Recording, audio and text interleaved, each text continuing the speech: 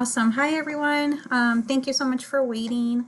We'll get started in just a bit, but as we're waiting for people to trickle into the call, just a few housekeeping items. One, we are recording this, so you will get an email with the copy of a recording next week.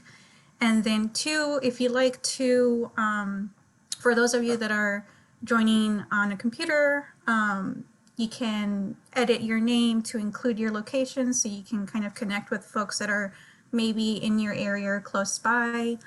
Just go ahead and follow the instructions on the screen that you're seeing right now. And yeah. Did accidentally scroll it forward and my screen share is being a little bit funky. Can you guys all see? Yeah, we see the PowerPoint title slide. Okay. Well, if my screen goes funky, you guys, please let me know because my PowerPoint seems to be a little bit of its own mind tonight. But thank you all so much for coming and for being with us this evening. We have some kind of exciting stuff to talk about. And we have somebody to introduce you to this evening. But to give us a little bit of a kickstart in for anybody who's new and hasn't been to one of our calls, I want to give you a little bit of a background. Let me see. I tried to get rid of it, April, and it's not letting me. So I will mess with it in just a minute.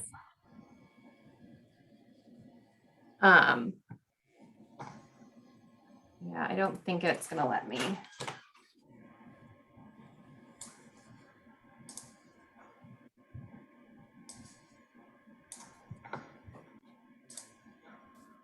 Sorry, guys, a little bit of technical difficulties. All right, let me try one more time and see if you guys can see my screen. Can you guys see my screen? Yes. Okay, fantastic. So apologies to give you guys a little bit of background on who we are, what we do as the action team. We are essentially a group of individuals who work with advocates like yourselves to build out community connections, to embrace each other and build diverse groups that can support our own communities, our people, and our pets, and really work together to create these networks of human beings who are working together to just build out support for each other and live and operate in communities that we're really proud to be a part of. So we'll dig into some new topics tonight, but I wanted to get started by introducing you guys to the newest member of our grassroots team, Janelle. And Janelle is here with us this evening. She is our manager of grassroots advocacy. And to start, you'll be seeing a lot more of her as we go on month to month. I wanted to let her tell you a little bit about herself, her background, and why she's excited to be part of this work. Hello, everybody. Thank you so much, Caitlin. I am really, really excited about joining this team. Just so you guys know a little bit about me, I've been in animal welfare, working in animal welfare for 5 years, but with volunteering and stuff, probably about 6 or 7 years now. I used to be the neonatal program manager for the Oklahoma Humane Society before we moved back here to Florida. So I am a Florida person. And before I came back to animal welfare, I actually worked at a domestic violence organization. So a lot of the stuff that I've been based in is very much about community and helping the community in a whole, people and animals. So I'm really excited that this job in particular kind of combines both of the two. And I'm excited to work with everybody. And yeah, if you have any questions, there's my email address. And please don't hesitate to reach out. We are super excited to have her on the team, and she's only been with us for about 10 days, 2 weeks. So she's still getting, onboarded and used to everything that we have. So we're excited to have her share her skill set with you guys in the next month or two. But to get us kicked off this evening, we wanted to talk about really this idea of the changing landscape that we're in. we have talked over the past few months really about grassroots work and community organizing from a standpoint of the virtual tool set and really working and operating out of the space that we have been for the past year and a half. And I do want to emphasize that community organizing virtually is still a really powerful tool. I mean, the world that we're living in is becoming a bit more virtual and people are online a lot. So that is certainly a powerful tool. But we also wanted to discuss how the changing landscape has provided us with new opportunities to connect in person, but still do it safely in a way that we're comfortable with. Because I think it's really important for us to think about this idea that people are drawn to other human beings. We always are going to look for that human connection. And so these face-to-face interactions and discussions really open up a new level of support. So we want to talk about how we can utilize some of the tools that we've built out over the past year and a half to build out our networks and what the first steps are.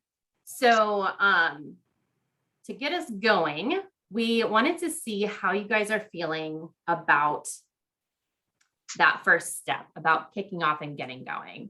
So to get started, knowing where to start can be particularly intimidating. I think all of us have been there where we have a goal for where we're going and the end result, but we kind of are like, okay, well, how do we get from where we're at today to where we're trying to go? So I wanted to see, before I kind of dive into this topic, what you guys think about getting started. So I think April has a poll ready that she can share. And if you guys can answer this question for us, so we kind of know where you all are feeling today.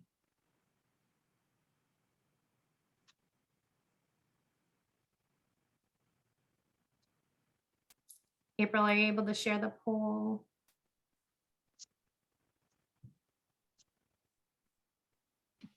People are still answering. I'll give it a minute. Perfect. And Okay, then I just can't see we'll it. share. Thank you. Sorry. The bars are moving. This is great. I'll have to have you read it off because apparently my screen will not involve me in that.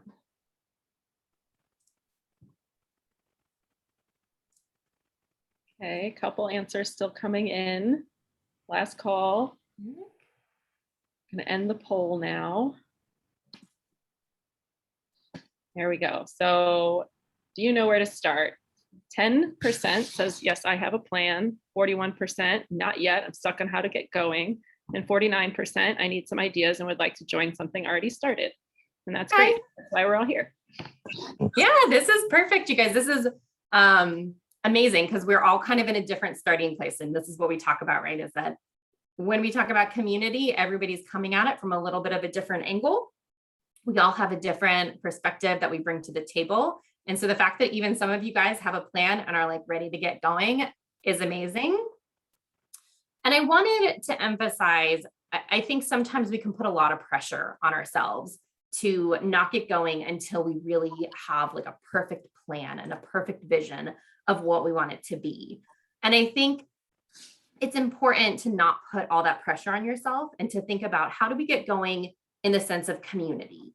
And if you're stuck a little bit on how to get started, but you want to join an effort, something that I found really helpful is to kind of break out of that box of cats and dogs, right? To think, even if what you are really passionate about doing and what you're interested in doing is helping your community save cats and dogs, if you start from what's going on in my community and what are other people involved in that I can connect with them on, you can get started in an effort that's already happening. So you can go to a farmer's market, you could go to Volunteer Match and see what organizations are tabling at events.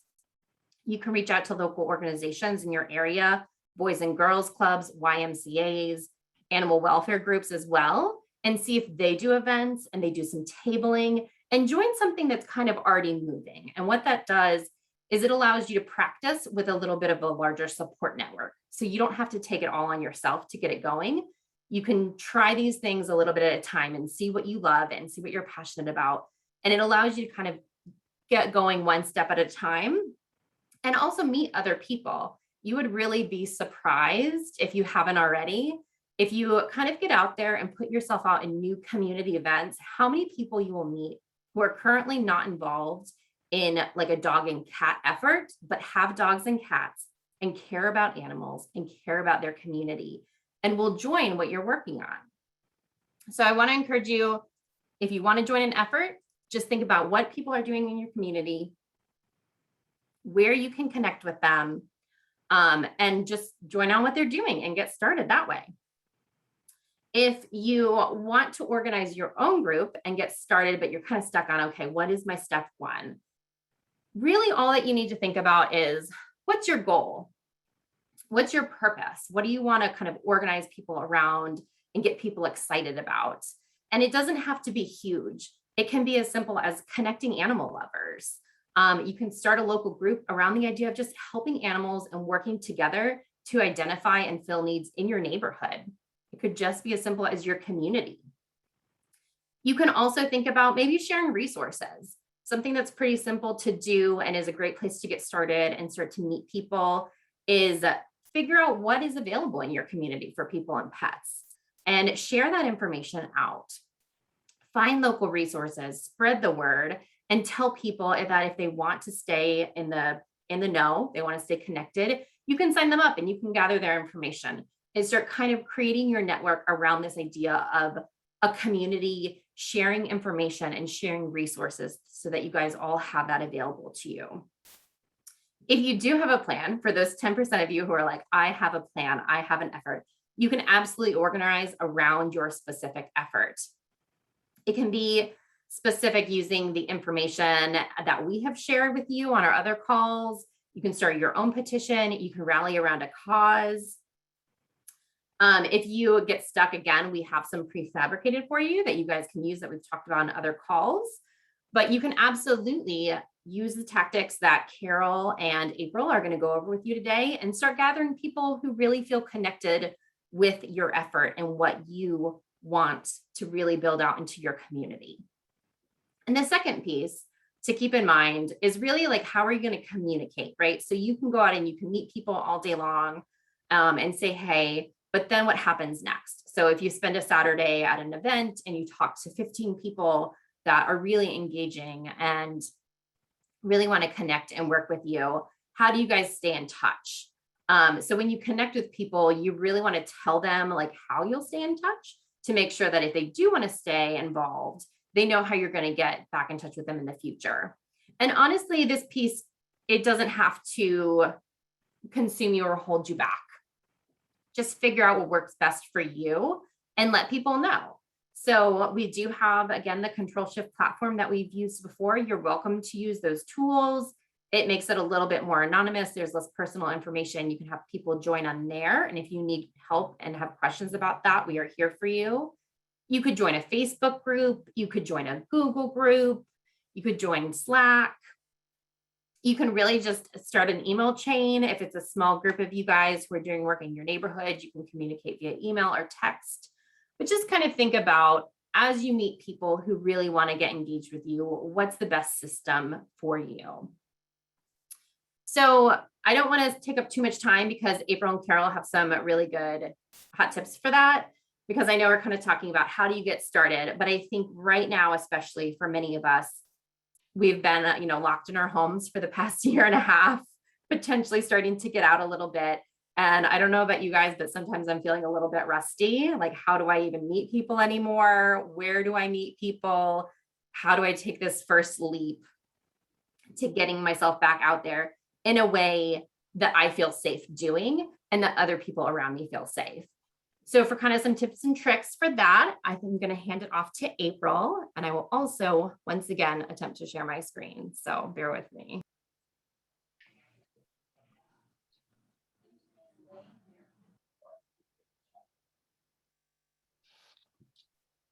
All right. Hello, everybody. For those who don't know me, I'm April Muller, the digital advocacy lead on the Best Friends Grassroots team. I'm the one wearing the bright orange shirt. Can't really see my face because I was safely masked at this event last month.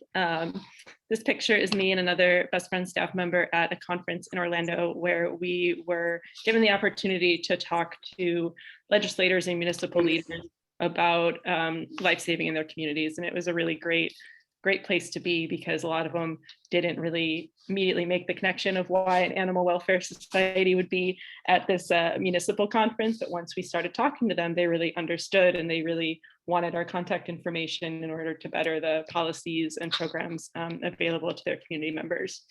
And I'm modeling the wonderful 2025 Action Team shirt that we can send you if you guys want to do outreach in your own communities. But what I wanted to show with this picture is, this is an example of like an inside table event where it's a little stuffy, it's a little bit formal, still a great opportunity. But myself and Tiffany, the other woman here, we got to talking about field marketing best practices and outreach, tips that I had actually learned from previous jobs. Doing field marketing for a car sharing company, for example, as well as doing a lot of volunteer outreach for a dog rescue in Chicago. I volunteered with a dog rescue called One Tail at a Time in Chicago for about 10 years before joining Best Friends. And it was a really great way to meet people in the community. And most of our volunteers were recruited through this direct in-person outreach. And as much as, we've been kind of stuck behind our cameras and on our computers this past year, I actually really prefer talking to people in person, because it gives you the opportunity to have face-to-face conversations, let people ask questions, let people feel sincerely heard about the concerns they have about whatever cause you're trying to promote. And that actually, in a lot of cases, can build stronger connections and create stronger supporters for your issue. So I wanted to share some tips. You can go to the next slide. Number one, being accessible. Like I said, that previous photo, I felt like that was kind of a stuffy example because I was behind the desk, not really, out in the path of the people that we were trying to meet. Part of that was because I had just had a bike crash that week, my coworkers remember. So most of the time I had my leg up on a chair. So I wasn't really in a place to be as accessible as I prefer. This photo and this slide, this is an old coworker of mine, my friend Heather, kind of demonstrating that when we were doing field outreach for this car sharing company, we didn't put out a table like every other booth. Every other booth at every street fair we went to had a table, people sitting behind it on their phones, not really engaging with people. We chose a different approach. We stood right in front. We had more of like a seating area that people could join us at. So it was more inviting and it was more accessible, where people were encouraged to come talk to us, as opposed to us just sitting and being kind of blocked from them. Because when you sit behind a table, you're kind of creating distance between the people that you're trying to communicate with. So I just really like this example because it shows her talking to people that you can still maintain your 6 feet of distance and be safe, but you're creating a more inviting atmosphere by being out in the open. Go to the next slide. Next one is being present. I think this goes without saying, but if you're trying to meet people and you're trying to get people to pay attention to your cause, it's not really a good look to be sitting on your phone and or talking on your phone or talking to the person that you are out there doing outreach with, because you're going to miss a lot. You're going to miss opportunities to say hi to people. You're going to miss really cute dogs jumping on your table. And that's one of the best things about being present, being out at these type of events. This was at a farmer's market, for example, is just meeting people where they're at. And I think that's a really important lesson to remember, both literally and figuratively. You're going out in the community to meet people, but you're also trying to talk to them from a patient perspective of, they may not know as much about animal rescue as you do. So give them the opportunity to tell you what they know, and then share what you want them to do for you, and get their support like that. And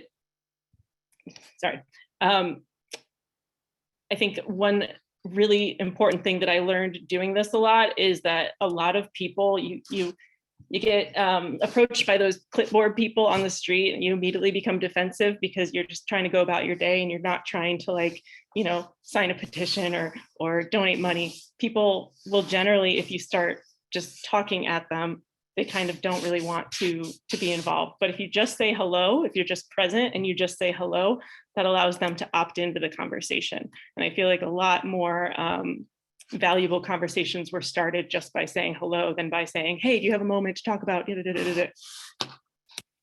That's kind of just what being present means. Next slide.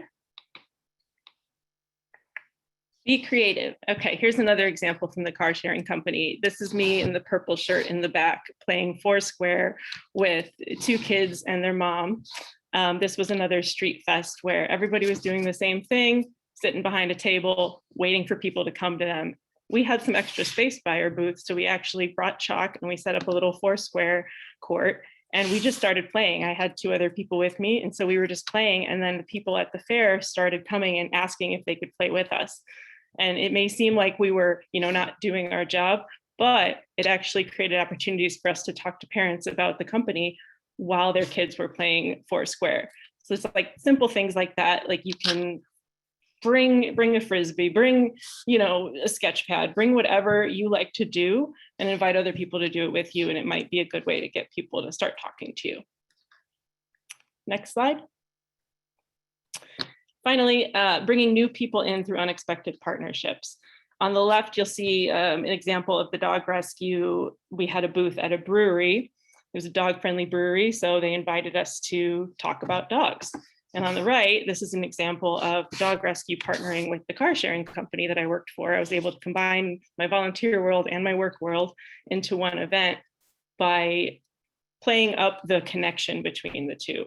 I put these little stickers on the brochures that said, you can rent a dog-friendly car, because we were at a dog event trying to talk about a car sharing company. So you can find ways to, like Caitlin said, connect with people in different things that are not necessarily animal welfare related. And that's going to help expand your reach and get us more people that can help with your cause. And that's really what it's all about. It's really about getting more people that want to help and not just the people who are already helping. But go to the next slide. Thank you. If the right people aren't coming to you, Carol is going to talk about ways you can go to them. Awesome. Thank you so much, April. And for those of you that are new to our calls, I just want to quickly introduce myself. I'm Carol Reyes. I'm the Grassroots Advocacy Coordinator. I've been with Best Friends for over 4 years, and next Friday actually will be my 1-year anniversary being with the Grassroots team. So I'm really excited about that. You've heard a lot from both Caitlin and April, touched on strategies, tactics around organizing, and the different types of tools that you can use when you're making those one-on-one connections. And in the next several slides before we jump onto those, I'm going to discuss a variety of steps that you can take to start, but also how you can do it safely in a new landscape, being in the pandemic. If you don't mind, Jeff, jumping on to the next slide. Awesome, thank you. So shelters and organizations and rescuers as well had to put a halt to their operations and efforts due to COVID. They had to quickly step back, reevaluate operations, and change their structures and strategies. With limited resources, we're also taking into consideration safety measures. That's all to say that everyone has been impacted by the pandemic in some way, personally, professionally. Personally for me, it affected me professionally because I transitioned into the team in the middle of a pandemic, in the middle of 2020. I've done a lot of community work prior to joining the team, so I was really excited to be able to do that, but then quickly realized that on-the-ground efforts would have to be on hold until it was safe to travel again. And also prior to joining the Grassroots team, one of the brilliant ideas that came from this team during the time when we're all isolated was the idea of these kindness cards. And I don't have a picture of the kindness cards to show those that haven't seen it, but they're basically cards where you put in your contact information, you kind of hand out to your neighbors in your community, find out what they need help with, if they need help getting some groceries, if they are low on pet food, they can turn those cards back to you, and you can help them out that way. It's a great way to help while being safe, and a great way to connect with the neighbors in the most isolated of times. So now, if you don't mind going on to the next slide. Now that we're in a time where lockdowns are lifted, traveling is picking up slowly, this opens up the opportunity to connect with your community by canvassing. And April said it perfectly. If the people aren't coming to you, try going to them. And what better way to do that than at home? And I'm going to go over some easy, like really basic steps. Some of you may have already be familiar with how to go about having these conversations and connecting with people, but I think it's always a good idea to kind of, do a quick crash course on this. And so going up to people's homes might seem like a very daunting idea. I used to be one of those people that was daunted at the thought of going up to people's homes, having that fear of a negative interaction. But in reality, like most of the interactions from my experience in canvassing have been mostly positive. And that's because prior to me reaching out, no one's has really made an effort to connect with them like on a personal level. So the interactions always kind of end up pretty positive. And here are just like a few steps that you can take. Obviously during the pandemic, you still want to take safety measures and precautions. You want to social distance, bring supplies like hand sanitizer while you're out doing that.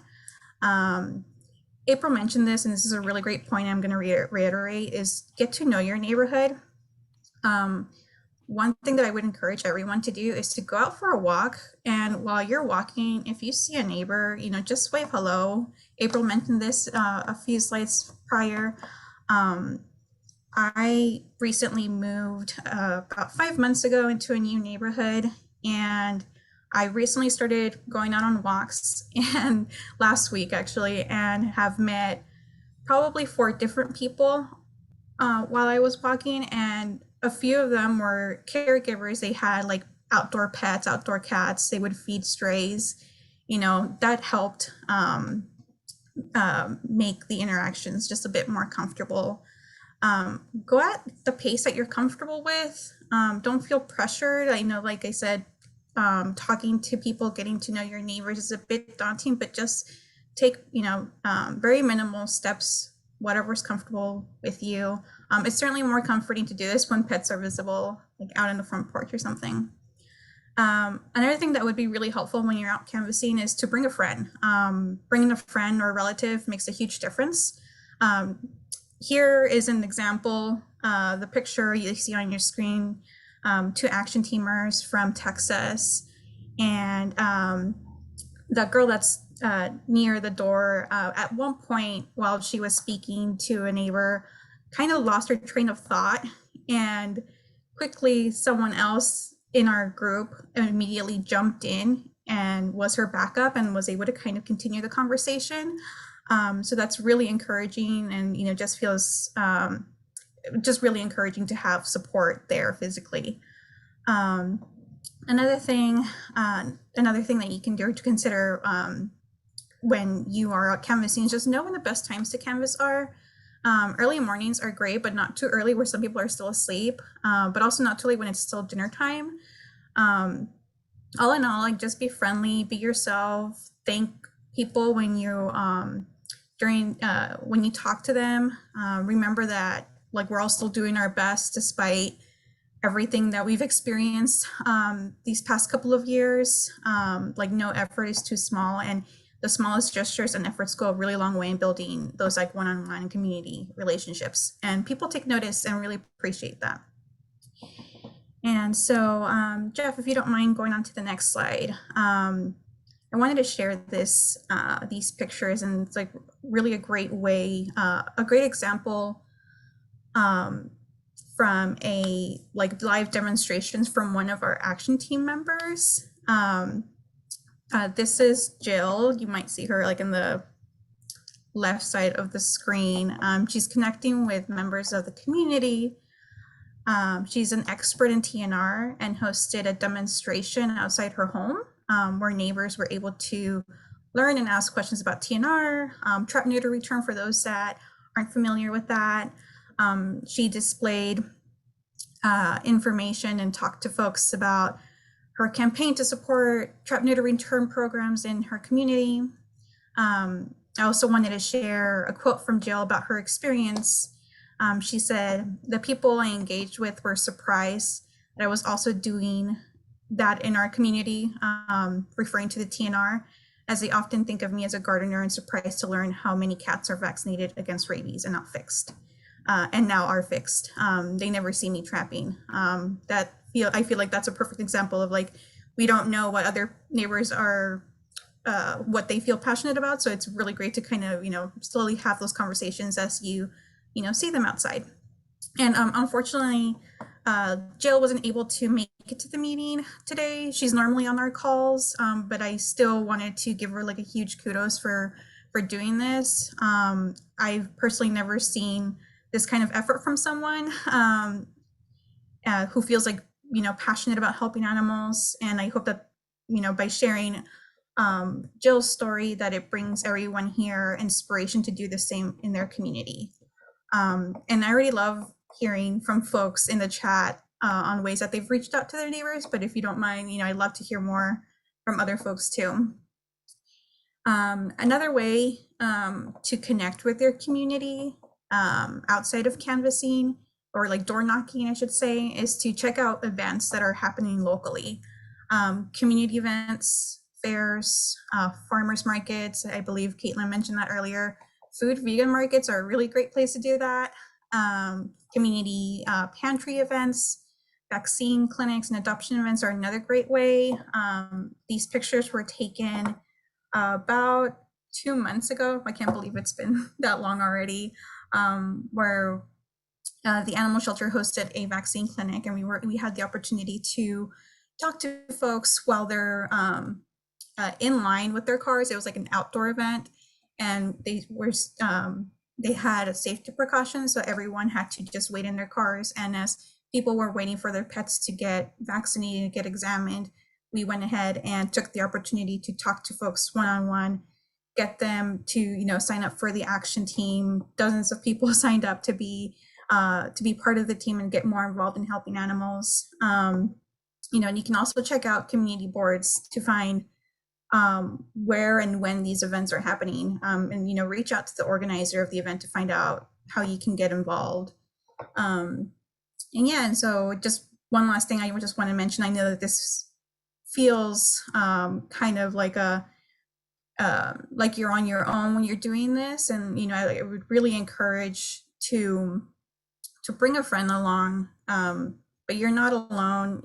Have fun canvassing, have fun meeting people. We've met so many great people while we're doing this, and a lot of people are really appreciate when they see other people putting an effort to getting to know them, to see what they need, how we can help. It's a great way to give back, and also just make not just like human friends, but furry friends as well. And that's it for me, and I'm going to hand it back to Caitlin. Girl. The links up. I have been trying to pay attention to the chat, you guys, but honestly, it is going so quickly that I'm definitely losing the questions in the chat. Jeff, do you have any top of mind, or does anybody have any questions that they want to speak up and ask? I have to say that the chat has been kind of crazy. It's been trying to keep up with everything that's been going on that one. So I'm not quite sure where even to start. A lot of it has been communicating with Paula and others about the puppy mills and how to get started there. There's a lot going on with the puppy mills initiative, especially around the Craigslist. Really trying to work online to stop the online sales. So really what it comes down to is if you're interested in puppy mill sales, and Paula and Isha, I will happily reach out to you guys directly about kind of following up with your questions on here.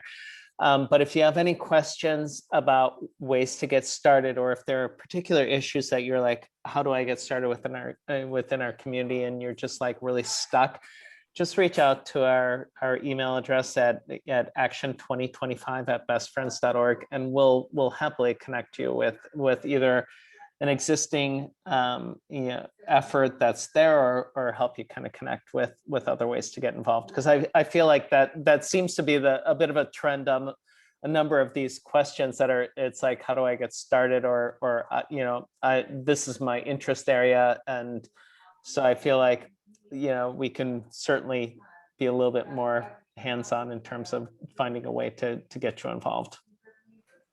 And I want to address t-shirts because I see a lot of questions in t-shirts, and Carol's a sellout, so she's going to give you all the t-shirts for free. And I want to tell you guys, so we do have action team t-shirts, the orange t-shirts and the photos.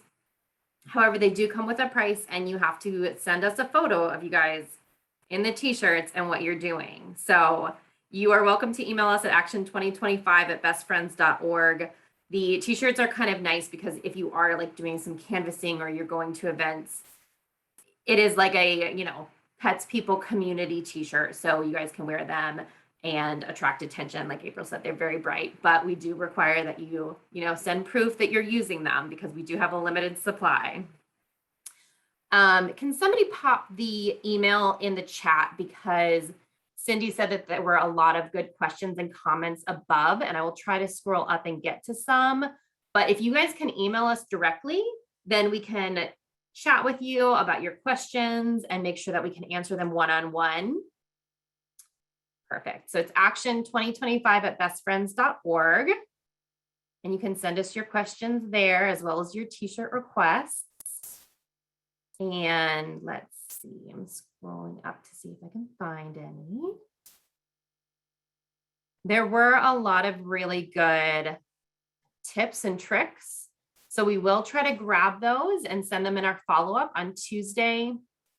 We will send you guys a follow-up email kind of with a little bit of information so that you have it at your fingertips, and we'll try to cultivate some of that from the chats and add those in as well. Let's see, Dana. I'm in New Jersey near inner cities where TNR is not supported with the towns. Is there printed info that we can use to communicate with difficult health officers and board members of township committees? Absolutely. We have a lot of information. We actually have a kitten. Jeff, do you remember the name of Peter's Cat Coalition, where they've cultivated all of the cat data? The top of your head, I'm putting you on the spot. We will have to send that around. Okay. I'm So sorry. Dana, email us, because we actually, on our larger advocacy team, Peter Wolf works with cat initiatives, and he has so much information about trap, neuter, return all across the nation, all of the data, all of the studies. So we can give you some really good information, and we can give you information that we have found resonates with board members and health officers, because kind of how you have conversations with your decision makers and how you have conversations with your neighbors sometimes can take different approaches based on what they're looking for. So we should definitely chat about it because we have so much information on that. So definitely send us an email. Oh, perfect. We have somebody for Tulsa. Excellent. Yes. Yvonne, I think Tulsa is, I would love to connect with you too, because I think it's really important. This is something that we see all over the place, is the community and people who care about cats and dogs really want to see change. And so what we can do as groups is, how do we figure out how to build out those relationships with city council, with the boards, and let them know that you guys are invested and that you want to see the change. So I'd love to connect with you more about work in Tulsa, because I have talked to so many amazing, amazing people out there. And I know you guys all want to see cat work there. And I think it's a really good time to use your voice and to continue to say, we're here, we want to see change, and here's the information that we have. And you guys are representatives of us, and you need to hear us. And there's a lot of different tips and tricks that we can provide for you to help you have those conversations, because sometimes it can be a process. And it's important that you guys are heard, and that we can walk you through that, and we can support you through that effort. Hi, Pamela from Tulsa. Any other initial questions? I know there's a lot of questions that are really focused on your own communities, which is perfect. And I want to make sure that we do get to them. So please do reach out to us. If we don't have any other questions, I did want to leave you guys. Could I say something, please? Absolutely, Jeff. Hi, Jeff Mausner from Tarzana, California. Want to let everybody know that there's going to be an animal welfare workshop this Saturday from 8 to 9 a.m. If you're on the West Coast, you got to get up early, but if you're on the East Coast, you can sleep in. The workshop is put on by the City of Los Angeles Neighborhood Councils, the Congress of Neighborhoods, and the title of the workshop is What Neighborhood Councils Have Done and Can Do Regarding Animal Welfare. I'm going to be the moderator for the workshop. The guests, the panelists are Los Angeles City Councilman Bob Blumenfield, who is a real champion of animals in the city of Los Angeles, and Dana Stengel, who is a former neighborhood council president and now executive director of Taranga Ranch. And we're going to go through specific examples of issues that were brought through the neighborhood council system and that ended up in legislation or in some other way helped animals. I put in the chat a link, or there's a link to the Tarzana Neighborhood Council website that has the other links, but the other links are also in the chat, the link to the program and the link to the written materials. So they're there. And by the way, I tried to copy the chat and it doesn't copy. Is there a way to copy that? Jeff, do you know, I know Zoom chat can be tricky. Are you looking for? I just wanted to, usually the chat in link is copyable, but it doesn't seem to be on this, but No, and unfortunately that is kind of one of the settings on here with the group setting, unfortunately. But if there's something that you're looking for in particular, let us know and we would happily connect you. Okay, well, anyway, if you're interested in this conference, click on one of the links now so that you're there and then you have the information. Hope to see you there. Neighborhood councils, well, most cities don't have them, Los Angeles does, but I'll tell you, they are a terrific way to promote animal welfare. And we've worked with Best Friends also. It was the neighborhood, it was actually our neighborhood council that got the Jefferson Park animal shelter for Best Friends. At first, Best Friends didn't want to do it because it's expensive and difficult, but they ended up running that and they are doing a fabulous job there. That if any of you are familiar with Jefferson Park, so. Yeah, Jeff, Yeah. I don't think people can see the links. Right. Sorry. Exactly what I was gonna. I just, I put in I was able to find one of the links and I popped it into the chat right now. So it's right there. I just want to quickly say, Jeff, thank you so much for letting us know about this meeting. If there are any more upcoming meetings, please just email us. That way we can, maybe send out an email, let folks know in Los Angeles about these meetings so they can also attend. Yeah, thank you. This was on very short notice for me, taking over from somebody else. So, but if I have more notice, I'll definitely let you know. Yeah, thank you for sharing. And I want to thank Best Friends for everything they do. You guys take animals from the shelter. You're running Jefferson Park Animal Shelter, which is a terrific thing. There's a huge cat facility there, cat and kitten facility, medical there, and then you rent dog kennels to Angel Cities, or let them use the dog kennels, Angel City pit bulls.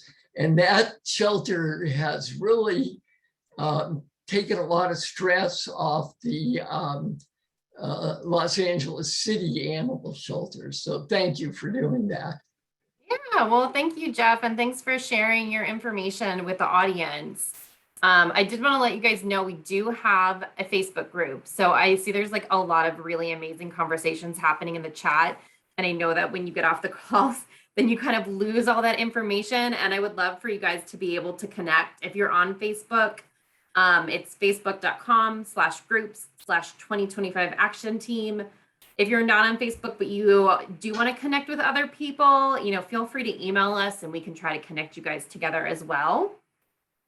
And I know we're running up on an hour and everybody has busy lives. So again, email us if we did not get to your questions, because we definitely want to talk with you all. But I also wanted to leave you tonight with just the challenge to find one opportunity over the next month to connect with other individuals in your community. And it doesn't have to be big, but just find one opportunity, go to Jeff's meeting, go to your local farmer's market, and make a point to kind of reach out and make that effort to connect with people. Next month, we will be building on this. We wanted to kind of get your wheels turning and get you guys excited about all the different opportunities that there are to build out work in your community. So we'll be rolling out some new tools in our October meeting and diving deeper into this topic. And if there's anything you want us to talk about in particular, again, send us an email and then we can kind of cover your questions in advance. And thank you all so much for coming. And we look forward to chatting with you guys next month. We'll see you all later. Have a good night.